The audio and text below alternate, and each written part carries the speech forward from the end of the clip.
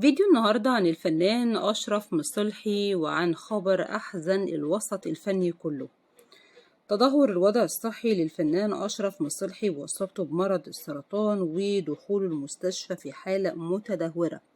صراخ وانهيار زوجته المخرجة والفنانة منال الصيفي وتكشف عن المرض اللي بيعاني منه منذ أكثر من 3 سنين وعدم استجابته للعلاج. تفاصيل هنشوفها النهاردة عن تقرير الطبيب المعالج إن المرض ملوش علاج. إيه دخل انقطاع الكهرباء بتدهور الوضع الصحي وصراخ الإعلامية والمخرجة منال الصيفي على صفحات السوشيال ميديا وتستغيث بوزارة الداخلية وبنقابة الفنانين؟ كل التفاصيل هنشوفها النهاردة عن كلمات مبكية من أولاد الفنان أشرف مصلحي وزوجته وهم بيتكلموا عن مرضه الخطير وبكائهم وانهيارهم الشديد أمام غرفة العناية المركزة. تابعونا كده نشوف التفاصيل، بس من فضلكم ادعموا الفيديو بلايك، ولو اشتراك هيكون شرف لينا.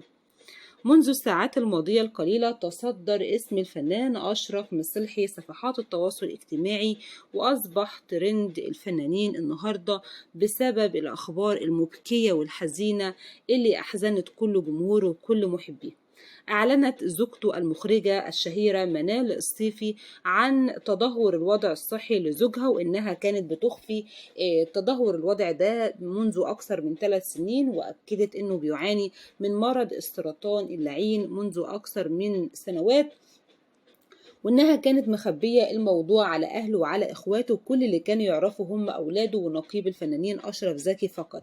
قالت لأن والدته مريضة وشقيقته أيضا بتعاني من مضاعفات فيروس كورونا بقالها فترة كبيرة، وخايفة إن أنا أقلقهم وأتعبهم وهم لما يعرفوا أي خبر على كده، واللي كان يعرف بس هم أولاده. لكن للأسف بقالنا سنين حالته مش بتستجيب للعلاج، ولا ينفع إن هو يسافر بره ولا يروح أي مكان لأنه حالته متدهورة جدا.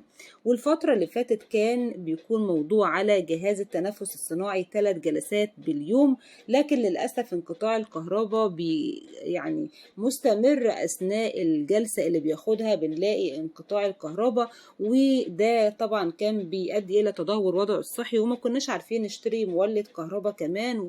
وربنا يكرم نقيب الفنانين أشرف زكي اللي كان بيتواصل معانا واللي كان بيساعدنا باللحظات الحرجة اللي احنا فيها.